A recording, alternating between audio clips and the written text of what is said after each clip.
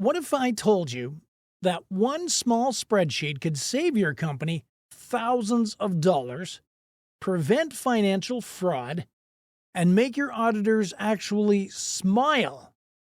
Well, that's exactly what a fixed assets register does. And today I'll show you how it works and why it's an absolute must-have for any business, big or small. Let's break down the accounting basics of the fixed assets register in plain English. Hey everyone, welcome back to Accounting Basics, where we break down the complex finance and accounting concepts so you can take control of your business numbers. If you're new here, don't forget to like, subscribe, and hit that bell so you never miss a tip. Let's start with the basics.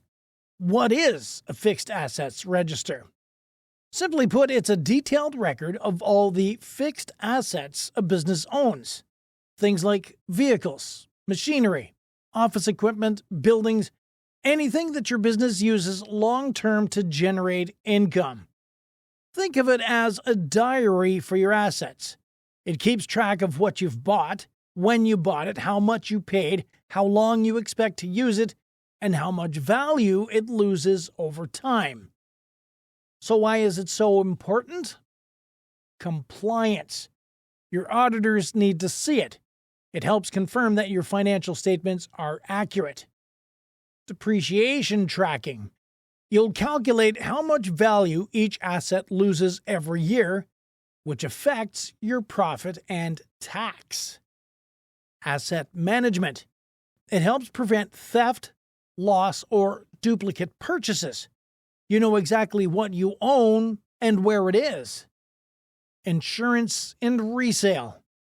In case of damage or loss, it's your go-to for claims or resale values. Okay, so now let's look at what's actually recorded in the register. Here's the typical information you'll track for each asset. 1. Asset description. Example, Dell XPS laptop. 2. Asset ID or serial number for tracking. 3. Purchase date. 4. Purchase cost. 5. Depreciation method, straight line or reducing balance. 6. Useful life, how many years it'll last. 7. Residual value, the estimated value at the end of its life. 8. Depreciation to date. 9. Net book value, the original cost minus accumulated depreciation. And 10. Location and assigned user. You can manage all of this in Excel, Google Sheets, or dedicated asset management software. Now, let's talk depreciation. This is one of the key accounting concepts linked to your fixed assets register. When you buy a fixed asset, you don't expense it all at once. Instead, you spread the cost over its useful life. For example, let's say you buy a $5,000 laptop and plan to use it for 5 years. Using the straight line method, you depreciate it $1,000 every year. Your register will automatically calculate and track this, updating the net book value each year. This way, your financial statements show a more accurate picture of your business's true value. Okay, before we wrap up, here are a few common mistakes to watch out for. Forgetting to retire assets. If you dispose of an asset, make sure that it's removed from the register. 2. Not updating depreciation. Keep your schedule current, especially before year-end. Ignoring asset tagging.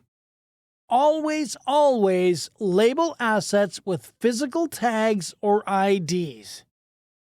Overcomplicating it. Start simple. Even a basic spreadsheet is better than nothing at all. So there you have it.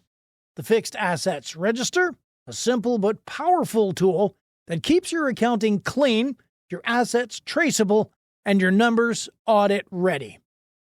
Whether you're a small business owner an accountant, or student, this is one of those tools that you'll use over and over again. If you found this video helpful, don't forget to hit that like button, subscribe, and let me know in the comments what accounting concept you want me to explain next. Thanks for watching, and remember, your assets deserve better than a dusty drawer and a forgotten receipt. Keep them organized and keep them registered. We'll see you in the next one.